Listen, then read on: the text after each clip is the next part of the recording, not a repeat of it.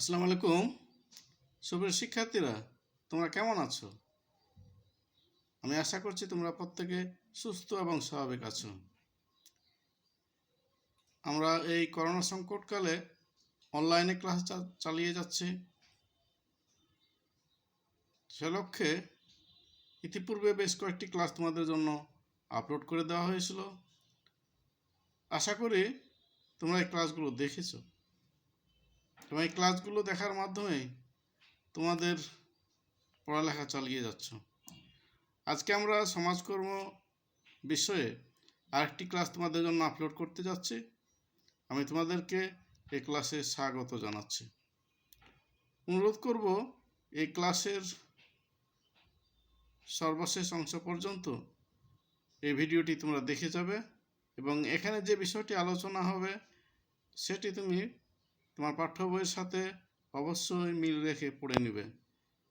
তাহলে এই আজকে আলোচিত বিষয়টি তোমাদের জন্য সুন্দর এবং সহজ হবে বলে আমি মনে করছি।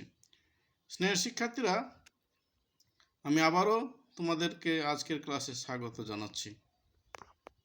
যথারীতি তোমরা পর্দায় আমার পরিচিতি দেখতে পাচ্ছ, পাশাপাশি দেখতে পাচ্ছ আজকে একাদশ শ্রেণীর সমাজকর্ম প্রথম পত্রের সপ্তম অধ্যায়ের একটি বিষয় নিয়ে আলোচনা হবে, সেটি তোমরা স্ক্রিনে দেখতে পাচ্ছ। আমার নামটা দেখতে পাচ্ছ, নেপোলিয়ান বিশ্বাস, সহকারী অধ্যাপক, সমাজকর্ম বিভাগ, ঠাকুরগাঁ সরকারি মহিলা কলেজ। আমি আবারও তোমাদেরকে আজকের ক্লাসে স্বাগত জানাচ্ছি। সুপ্রিয় শিক্ষার্থীরা, স্ক্রিনে তোমরা কয়েকটি ছবি দেখতে পাচ্ছ। ছবিগুলো ভালো করে একটু খেয়াল করো তো। উপরের ডান দিকের ছবিতে তোমরা দেখতে পাচ্ছ একটি যন্ত্রের পাশে কয়েকজন শিক্ষার্থী যন্ত্র সম্পর্কে, তার কলাকৌশল সম্পর্কে তারা জ্ঞান আহরণ করছে। একজন শিক্ষক মহোদয় তাদেরকে সে বিষয়টি বুঝিয়ে দিচ্ছে। বাঁ দিকের ছবিটিতে দেখতে পাচ্ছ যে ইলেকট্রনিক্স সামগ্রী নিয়ে তারা হাতে কলমে জ্ঞান অর্জন করছে, ব্যবহারিক ক্লাস করছে। নিচের ডান দিকের ছবিতে দেখতে পাচ্ছ যে একটি মডেল, স্থাপনার মডেল সম্পর্কে শিক্ষার্থী এবং শিক্ষক তাদের আলোচনা করছেন। তার পাশে অর্থাৎ বাঁ দিকের ছবিতে তোমরা বুয়েটের একটি লোগো দেখতে পাচ্ছ, অর্থাৎ বাংলাদেশে যে ইঞ্জিনিয়ারিং এবং প্রকৌশল সংক্রান্ত সর্বোচ্চ যে বিদ্যাপীঠ বুয়েট, সেটি তোমরা এখানে তার লোগো দেখতে পাচ্ছ। সুপ্রিয় শিক্ষার্থীরা, আজকের এই ছবি থেকে তোমরা অনুধাবন করতে পারছো যে আজকে আমরা সপ্তম অধ্যায়ের যে বিষয়টি আলোচনা করব সেটি প্রকৌশল শিক্ষা সম্পর্কে। আশা করি আজকের পাঠটি তোমাদের জন্য সহজ হবে। সুপ্রিয় শিক্ষার্থী, তোমরা স্ক্রিনে দেখতে পাচ্ছ সপ্তম অধ্যায়ের শিরোনাম সামাজিক নীতি ও পরিকল্পনা এবং সমাজকর্ম। এটি সপ্তম অধ্যায়ের শিরোনাম এবং আজকে আলোচিত বিষয় এই অধ্যায়ের একটি অংশ। শুভ শিক্ষার্থী, যথারীতি আজকের ক্লাসের শিক্ষণফল তোমরা দেখতে পাচ্ছ, যেখানে বলা হচ্ছে প্রকৌশল শিক্ষা সম্পর্কে ব্যাখ্যা করতে পারবে, প্রকৌশল শিক্ষার লক্ষ্য, উদ্দেশ্য ও কৌশল সম্পর্কে ব্যাখ্যা করতে পারবে। আজকে আলোচনায় আমরা এই শিক্ষণফলটি অনুধাবন করতে পারবো বলে আশা করছি এবং এই ক্লাসের শেষ অংশে মূল্যায়নে আজকে শিক্ষণফলটি আমরা মূল্যায়ন করব। তাই আমি তোমাদেরকে মনোযোগ সহকারে আজকের ক্লাসটি দেখার জন্য অনুরোধ করছি। স্নেহের শিক্ষার্থীরা, পর্দায় তোমরা প্রকৌশল শিক্ষা সম্পর্কে লেখা দেখতে পাচ্ছ। তোমরা জানো যে বর্তমান বিশ্ব জ্ঞান বিজ্ঞানের, তথ্য প্রযুক্তির এগিয়ে যাওয়ার বিশ্ব এবং পৃথিবীর প্রত্যেকটা জাতি, প্রত্যেকটা দেশ এই জ্ঞান বিজ্ঞান চর্চায় নিয়োজিত। এবং যে সকল দেশ যত বেশি জ্ঞান চর্চা করছে তার তথ্য-উপাত্তকে ব্যবহারিক তাদের জীবনে অর্থাৎ ব্যবহারিক কাজে তারা প্রয়োগ করছে, সেই দেশ এবং জাতি তত উন্নত হচ্ছে। মূলত বিজ্ঞানের তথ্য-উপাত্তকে যে কৌশলে বা পদ্ধতিতে প্রয়োগ করা হয় সেটা হচ্ছে প্রকৌশল। আর বর্তমান বিশ্বে তথ্য প্রযুক্তি, বিজ্ঞান, প্রযুক্তি এগুলো প্রত্যেকটা পর্যায়ে, জীবনের প্রত্যেকটা পর্যায়ে অপরিহার্য। মানুষের জীবনে 24 ঘন্টায় তথ্য প্রযুক্তির ব্যবহার, বিজ্ঞানের জ্ঞানের ব্যবহার আমরা দেখতে পাচ্ছি। তাহলে এই জ্ঞান বিজ্ঞানের ব্যবহার সংক্রান্ত যে শিক্ষা, জ্ঞান বিজ্ঞানের তথ্যোপাত্ত ব্যবহারিক জীবনে প্রয়োগের সম্পর্কে যে শিক্ষা, সেটি হচ্ছে প্রকৌশল শিক্ষা। যার ফলে মানুষের জীবনযাত্রার পরিবর্তন হচ্ছে, মানুষের চিন্তা চেতনা কার্যধারাতেও গতিশীলতা আসছে এবং এই একবিংশ শতাব্দীতে প্রকৌশল শিক্ষা একটি গুরুত্বপূর্ণ জায়গা দখল করে আছে। মূলত উচ্চশিক্ষার একটি গুরুত্বপূর্ণ পর্যায় প্রকৌশল শিক্ষা, যেখানে নতুন জ্ঞান সঞ্চারণ হয়, নতুন জ্ঞান উদ্ভাবন হয় এবং সেই সাথে দক্ষ জনশক্তি গড়ে ওঠে। তাহলে শিক্ষার্থীগণ, তোমরা বুঝতে পারছো যে প্রকৌশল শিক্ষা কি, এবং সেই সাথে তোমরা আরও দেখতে পাচ্ছ যে প্রকৌশল শিক্ষার উদ্দেশ্য ও লক্ষ্য। মূলত দুটি উদ্দেশ্য ও লক্ষ্য দেখতে পাচ্ছ, যেখানে দেখা যাচ্ছে যে সমাজে বৈজ্ঞানিক দৃষ্টিসম্পন্ন, বাস্তবধর্মী, দক্ষ প্রকৌশলী ও কারিগরি জনশক্তি গড়ে তোলা, যাতে দেশের উন্নয়নে, প্রাকৃতিক সম্পদ আহরণে, দারিদ্র্য দূরীকরণে এবং সমাজ ও অর্থনৈতিক অবস্থার উন্নয়নে কার্যকর অবদান রাখতে পারেন। অর্থাৎ আমাদের দেশের প্রকৌশল শিক্ষার একটি লক্ষ্য উদ্দেশ্য হচ্ছে যে দক্ষ প্রকৌশলী তৈরি করা, কারিগরি দক্ষ জনশক্তি তৈরি করা, যারা আমাদের দেশের সম্পদকে আহরণ করবে, প্রাকৃতিক সম্পদকে আহরণ করবে এবং তা দ্বারা দেশের দরিদ্রতা দূরীকরণ এবং আর্থসামাজিক অবস্থার উন্নয়নে ভূমিকা রাখবে। আরও দ্বিতীয় যে লক্ষ্য উদ্দেশ্য দেখতে পাচ্ছ, সেখানে বলা হচ্ছে যে সর্বক্ষেত্রে তথ্য প্রযুক্তির উপর জোর দেওয়া, যাতে তথ্য প্রযুক্তি নির্ভর জ্ঞান ভিত্তিক বাংলাদেশ গড়ায় প্রকৌশলীরা উল্লেখযোগ্য অবদান রাখতে পারে। অর্থাৎ জীবনের প্রত্যেকটা পর্যায়ে তথ্য প্রযুক্তির উপর জোর দেওয়া এবং এই তথ্য প্রযুক্তির মাধ্যমে জ্ঞানভিত্তিক বাংলাদেশ, অর্থাৎ বাংলাদেশের জনগোষ্ঠীকে তথ্য প্রযুক্তি নির্ভর জ্ঞানভিত্তিক জনগোষ্ঠী তৈরি করার ক্ষেত্রে প্রকৌশলীগণ উল্লেখযোগ্য অবদান যেন রাখতে পারে, সেই লক্ষ্যে এখানে প্রকৌশল শিক্ষার আমরা লক্ষ্য উদ্দেশ্য দেখতে পাচ্ছি। সুপ্রিয় শিক্ষার্থীরা, এরপরে তোমরা পর্দায় দেখতে পাচ্ছ যে প্রকৌশল শিক্ষার কৌশল সমূহ, অর্থাৎ আমাদের জাতীয় শিক্ষানীতি 2010-এ প্রকৌশল শিক্ষা সম্পর্কে যে কৌশলগুলো বর্ণিত রয়েছে সেগুলো তোমরা এখানে দেখতে পাচ্ছ। প্রথমটিতে বলা হচ্ছে যে পরিবর্তিত আর্থসামাজিক উন্নয়ন, উৎপাদন, ব্যবস্থাপনা এই সকল ক্ষেত্রে দেশীয় এবং আন্তর্জাতিক চাহিদা অনুযায়ী প্রয়োজনীয় দক্ষ জনশক্তি, অর্থাৎ দক্ষ প্রকৌশলী সরবরাহ করার জন্য প্রকৌশল বিদ্যায়তনগুলোতে প্রয়োজনীয় একাধিক শিফটে পাঠদান ব্যবস্থা করা হবে। প্রয়োজনে প্রকৌশল বিশ্ববিদ্যালয় ও প্রযুক্তি বিশ্ববিদ্যালয়ের সংখ্যা বাড়ানোর পদক্ষেপ গ্রহণ করা হবে। শিক্ষার্থীরা, তোমরা জানো যে আমাদের জনসংখ্যা প্রায় 17 কোটির উপরে। তাহলে এই জনগোষ্ঠীকে,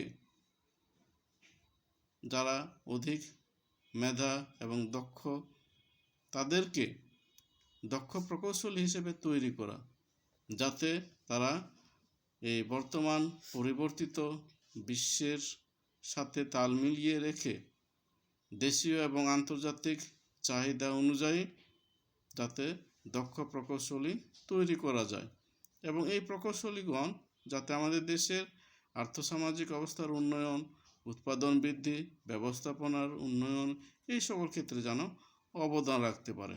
আর এই লক্ষ্যে এই প্রকৌশল বিশ্ববিদ্যালয়গুলো বা প্রযুক্তি বিশ্ববিদ্যালয়ের সংখ্যা বাড়ানোর কথা আমরা প্রথম কৌশলের ভিতরে আমরা দেখতে পাচ্ছি। দ্বিতীয় কৌশলে তোমরা দেখতে পাচ্ছ যে দেশের উন্নয়নের জন্য এবং সমস্যা সমাধানের জন্য উচ্চ মানসম্পন্ন প্রকৌশলী তৈরি এবং এই লক্ষ্যে বিশ্ববিদ্যালয় পর্যায়ে গবেষণা, স্নাতকোত্তর কোর্স এগুলোর প্রতি গুরুত্ব দেওয়ার কথা বলা হচ্ছে, অধিকতর নজর দেওয়ার কথা বলা হচ্ছে। আর গবেষণার মূল এলাকা হবে দেশীয় শিল্পের প্রকৌশলগত সমস্যা বিষয়ক। অর্থাৎ একটি দেশ উন্নত হতে গেলে তাদেরকে শিল্পায়নের ভূমিকা রাখতে হবে, অর্থাৎ শিল্পায়নে উন্নত হতে হবে, শিল্পক্ষেত্রে উন্নত হতে হবে। তাহলে এই শিল্পক্ষেত্রে উন্নয়নের জন্য কারিগরি এবং দক্ষ তথা উচ্চ মানসম্পন্ন প্রকৌশলীর প্রয়োজন। আর এই লক্ষ্যে গবেষণা এবং স্নাতকোত্তর কোর্স তৈরি বা চালুর প্রতি বিশেষ জোর দেওয়ার কথা বলা হচ্ছে।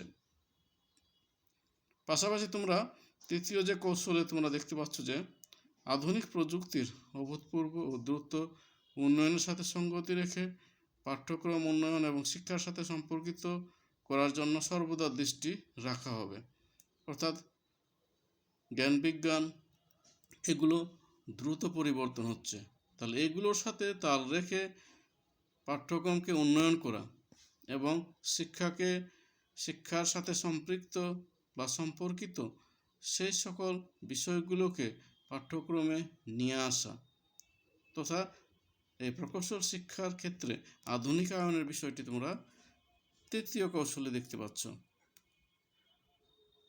সুপ্রিয় শিক্ষার্থীরা, চতুর্থ কৌশলে তোমরা দেখতে পাচ্ছ যে আমাদের দেশে তথ্য প্রযুক্তি, প্রকৌশল, রসায়ন, বস্ত্র, পাট, চামড়া, সিরামিক, গ্যাস শিল্প সহ বিভিন্ন ধরনের শিল্প রয়েছে, যেখানে উপযুক্ত প্রকৌশলী ও তথ্যবিদ তৈরি করা খুবই জরুরি। না হলে এই সকল ক্ষেত্রে আমাদেরকে বিদেশ থেকে প্রকৌশলী বা তথ্য প্রযুক্তিবিদ আনতে হয়। তাহলে এই ক্ষেত্রে আমাদের দক্ষ জনশক্তি তৈরি করা এবং সেই লক্ষ্যে বিজ্ঞান ও প্রযুক্তি বিশ্ববিদ্যালয়গুলোতে নতুন নতুন অনুষদ চালু করা দরকার। আর এই সকল ক্ষেত্রে প্রয়োজনীয় কার্যকর ব্যবস্থা গ্রহণে বিশ্ববিদ্যালয় মঞ্জুরি কমিশন এর সিদ্ধান্ত অবশ্যই গুরুত্বপূর্ণ। তাহলে এই ক্ষেত্রে দক্ষ প্রকৌশলী ও প্রযুক্তিবিদ তৈরির জন্য বিশ্ববিদ্যালয় মঞ্জুরি কমিশনের অনুমতিক্রমে কোর্স চালুর বিষয়টি এখানে বলা হচ্ছে এবং এই সংক্রান্ত যে ব্যয় সেটি প্রয়োজনীয় অর্থ বা ব্যয় যাতে নিশ্চিত হয় এবং এই নিশ্চিত হওয়ার মাধ্যমে যেন এই ধরনের সিদ্ধান্ত নেওয়ার বিষয়টি এখানে তোমরা দেখতে পাচ্ছ। অর্থাৎ দেশের প্রয়োজন বা চাহিদা অনুযায়ী বিভিন্ন গুরুত্বপূর্ণ যে ক্ষেত্রগুলো রয়েছে, শিল্পগুলো রয়েছে, সেখানে উপযুক্ত প্রকৌশলী ও প্রযুক্তিবিদ তৈরির লক্ষ্যে কোর্স চালু করা এবং সেই লক্ষ্যে অনুমোদন নেওয়া এবং অর্থ নিশ্চিত করা, এই বিষয়টি এখানে তোমরা দেখতে পাচ্ছ। আরও দেখতে পাচ্ছ যে দেশীয় এবং আন্তর্জাতিক চাহিদার আলোকে এই প্রকৌশল শিক্ষাক্রম পাঠ্যসূচি নিয়মিত হালনাগাদ করা এবং সেই লক্ষ্যে শিল্প কলকারখানা, কারিগরি শিক্ষা বা সংস্থাসমূহের মাধ্যমে শিক্ষার্থীদের সহায়ক শিক্ষার ব্যবস্থা করা। অর্থাৎ তারা বিশ্ববিদ্যালয়গুলোতে যেমন জ্ঞান অর্জন করবে, পাশাপাশি বিভিন্ন কারিগরি প্রতিষ্ঠানসমূহে তারা হাতে কলমেও শিখবে, যা তাদেরকে সমৃদ্ধ করবে দক্ষ এবং যোগ্য প্রকৌশলী ও তথ্য প্রযুক্তির তৈরি হওয়ার ক্ষেত্রে।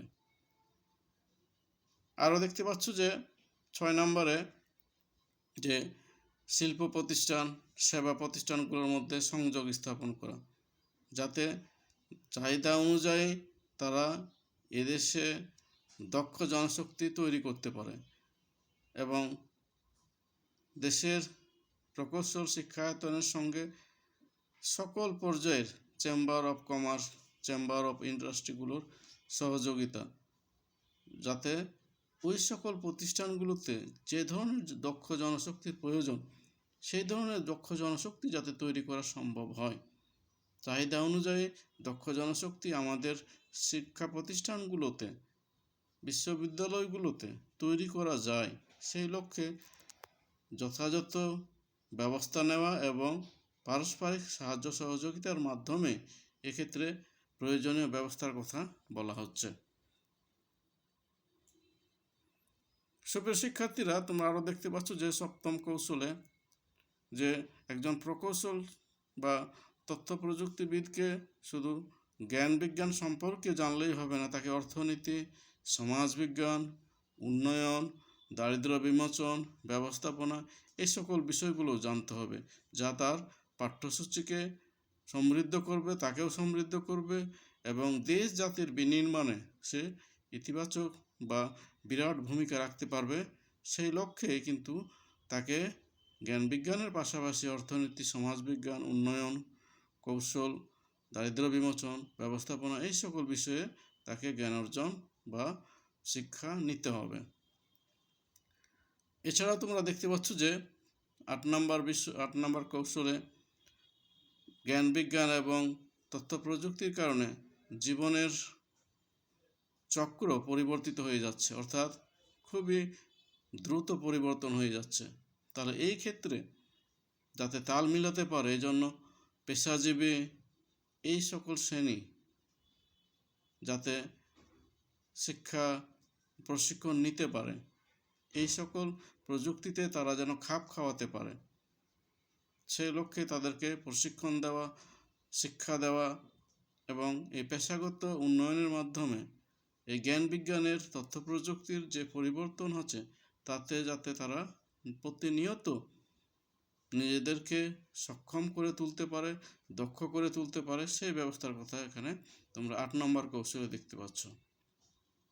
তারপর আরও দেখতে পাচ্ছ যে ডিপ্লোমা প্রকৌশলী সম্পর্কে সেখানে বলা হচ্ছে 9 নম্বর কৌশলে। এই পর্যায়ে যারা রয়েছেন তারা যেন উচ্চশিক্ষার ক্ষেত্রে তাদের ক্রেডিট সমন্বয়ের মাধ্যমে এই উচ্চ পর্যায়ে অর্থাৎ প্রকৌশল ও প্রযুক্তি বিশ্ববিদ্যালয় পর্যায়ে এই ডিপ্লোমা প্রকৌশলী যারা রয়েছেন তারা যেন ক্রেডিট সমন্বয়ের মাধ্যমে ভর্তি পরীক্ষায় অংশগ্রহণ করতে পারে, অর্থাৎ ভর্তি হতে পারে, সেই ব্যবস্থা এখানে বলা হচ্ছে। তারপর আরও দেখতে পাচ্ছ যে বিশ্বের অন্যান্য দেশের মতো যে সকল পেশাগত সংগঠন বা বিশেষজ্ঞ সংস্থা রয়েছে সেগুলোর সাথে যোগাযোগ এবং তাদের মান মূল্যায়ন এগুলোর মাধ্যমে আমাদের দেশের প্রকৌশল শিক্ষাকে, কারিগরি শিক্ষাকে আরও আন্তর্জাতিক মান বা বিশ্বমানের হিসেবে বিশ্বমান ধরে রাখার ক্ষেত্রে বা বিশ্বমানে উন্নীত করার ক্ষেত্রে ওই সকল দেশের পেশাগত ও বিশেষজ্ঞ সংস্থার সাথে যোগাযোগ এবং তাদের মূল্যায়ন, মানদণ্ড, স্বীকৃতি এগুলোর ব্যবস্থা করা, যাতে আমাদের এই দক্ষ প্রকৌশলী দেশ এবং দেশের বাইরেও তারা যাতে কর্মসংস্থান করতে পারে, দেশের জন্য রেমিটেন্স বয়ে নিয়ে আসতে পারে, দেশের মান সম্মান আরও বৃদ্ধি করতে পারে, সেই লক্ষ্যে কিন্তু এই 10 নম্বর কৌশলে বলা হচ্ছে যে অন্যান্য দেশের পেশাগত সংস্থার সাথে মূল্যায়ন ও স্বীকৃতি দানের ব্যবস্থার কথা বলা হচ্ছে। সুপ্রিয় শিক্ষার্থীরা, 11 নম্বরে তোমরা দেখতে পাচ্ছ যে leather technology college, textile engineering college ও বিশ্ববিদ্যালয়, টেকনিক্যাল টিচার্স কলেজগুলোকে আরও শক্তিশালী করার কথা বলা হচ্ছে, যাতে সেখানেও দক্ষ, যোগ্য প্রকৌশলী এবং প্রযুক্তিবিদ যাতে তৈরি হতে পারে। এবং এই লক্ষ্যে এই সকল প্রতিষ্ঠানগুলোকে বিশেষায়িত বিশ্ববিদ্যালয় করার বিষয়টি এখানে তোমরা দেখতে পাচ্ছ। পাশাপাশি আরও দেখতে পাচ্ছ যে প্রকৌশল শিক্ষাকে আরও উন্নত করার লক্ষ্যে গবেষণার বিষয়টি এখানে গুরুত্ব দেওয়া হচ্ছে। পাশাপাশি সমন্বয়, পরিবীক্ষণ এবং অর্থায়নের ব্যবস্থা সরকার তথা বিশ্ববিদ্যালয় মঞ্জুরি কমিশন এই ক্ষেত্রে ভূমিকা রাখবে। তোমরা জানো যে যে কোনো তথ্য বা জ্ঞান এর ক্ষেত্রে, উদ্ভাবনের ক্ষেত্রে, প্রয়োগের ক্ষেত্রে গবেষণা একটি গুরুত্বপূর্ণ বিষয়। এই গবেষণা কাজটি যাতে সুন্দরভাবে সম্পন্ন করা যায় এবং এর মাধ্যমে আরও জ্ঞান, বিজ্ঞান তথা প্রযুক্তি ক্ষেত্রে উৎকর্ষ সাধন করা যায়, সেই লক্ষ্যে প্রয়োজনীয় দিক নির্দেশনা প্রদান এবং এগুলোর সমন্বয়, পরিবীক্ষণ ও অর্থায়নের ক্ষেত্রে বিশ্ববিদ্যালয় মঞ্জুরি কমিশন ভূমিকা পালন করবে। সেই বিষয়টি তোমরা 12 নম্বর কৌশলে দেখতে পাচ্ছ। এছাড়াও তোমরা সর্বশেষ 13 নম্বর কৌশলে দেখতে পাচ্ছ যে একাডেমিক ক্যালেন্ডার কথা বলা হচ্ছে। এই যে ক্যালেন্ডারে শিক্ষাবর্ষ শুরু, শেষ, তাদের পরীক্ষা, ক্লাস, কো-কারিকুলাম অ্যাক্টিভিটিস, ব্যবহারিক শিক্ষা সকল বিষয়টি এখানে অন্তর্ভুক্ত থাকবে এবং এটি শিক্ষাবর্ষের শুরুতেই এই ধরনের একাডেমিক ক্যালেন্ডার প্রণয়নের কথা এবং যথাযথভাবে অনুসরণের বিষয়টি তোমরা এখানে দেখতে পাচ্ছ। সুপ্রিয় শিক্ষার্থী, তাহলে আজকে আমরা প্রকৌশল শিক্ষা কী এবং প্রকৌশল শিক্ষার লক্ষ্য উদ্দেশ্য এছাড়া আমরা 13টি কৌশলসমূহ, এই প্রকৌশল শিক্ষার কৌশলসমূহ আমরা দেখলাম। আশা করি তোমরা এই বিষয়টি অনুধাবন করতে পেরেছ। স্নেহ শিক্ষার্থীরা, যথারীতি এরপরে তোমাদের জন্য মূল্যায়ন থাকছে। আশা করি এই মূল্যায়নে যে প্রশ্নগুলো রয়েছে সেটির উত্তর দান করতে পারবে। তুমি নিজে নিজে এই প্রশ্নের উত্তর দান করার চেষ্টা করবে। প্রকৌশল শিক্ষা কী? প্রকৌশল শিক্ষার লক্ষ্য উদ্দেশ্য ও কৌশল সম্পর্কে বলো। সুপ্রিয় শিক্ষার্থীরা, আশা করি আজকের ক্লাসের আলোচনার আলোকে এই প্রশ্নগুলোর উত্তর দান করতে পারবে। যথারীতি এরপরে তোমাদের জন্য বাড়ির কাজ থাকছে। তোমরা নিজেদের খাতায় এই বাড়ির কাজটি করে রাখবে। পরবর্তীতে ক্লাস পরীক্ষা আমাদের শুরু হলে বা ক্লাস স্বাভাবিক হলে তোমরা এই বাড়ির কাজটি ক্লাসে উপস্থাপন করতে পারবে। সে লক্ষ্যে তোমাদের জন্য যে বাড়ির কাজটি রয়েছে সেটি হচ্ছে যে আর্থসামাজিক প্রেক্ষাপটে প্রকৌশল শিক্ষার গুরুত্ব লিখো। আমি আবারও বলছি, আর্থসামাজিক প্রেক্ষাপটে প্রকৌশল শিক্ষার গুরুত্ব লিখো। আশা করি তোমরা একটু চিন্তা করলে, একটু মাথা খাটালে এই প্রশ্নের উত্তর দান করতে পারবে। আর যদি সমস্যা মনে হয়, অস্পষ্টতা থাকে, তাহলে তোমরা ফোন করে আমার কাছে জেনে নিতে পারবে। এছাড়াও আমাদের সমাজকর্ম ক্লাসে আরও বিস্তারিত আলোচনার সুযোগ থাকলো। সুপ্রিয় শিক্ষার্থীরা, আজকের ক্লাসটি তোমরা দেখেছ, এজন্য তোমাদেরকে আমি ধন্যবাদ জানাই। অনুরোধ করব তোমরা প্রত্যেকে স্বাস্থ্যবিধি মানবে, নিজে স্বাস্থ্যবিধি মানবে, অপরকে মানতে উৎসাহিত করবে। করোনা সংকট এর সময় তোমার শক্তি সামর্থ্য অনুযায়ী অসহায় দরিদ্র ব্যক্তিকে সহায়তা করবে, তাদেরকে অভয় দান করবে, তাদের স্বাস্থ্যবিধি মানতে উৎসাহিত করবে। পরিশেষে আমি তোমাদের সুস্বাস্থ্য ও মঙ্গল কামনা করে আজকের ক্লাসে এখানে সমাপ্তি টানছি। তোমরা প্রত্যেকে ভালো থাকবে। ধন্যবাদ।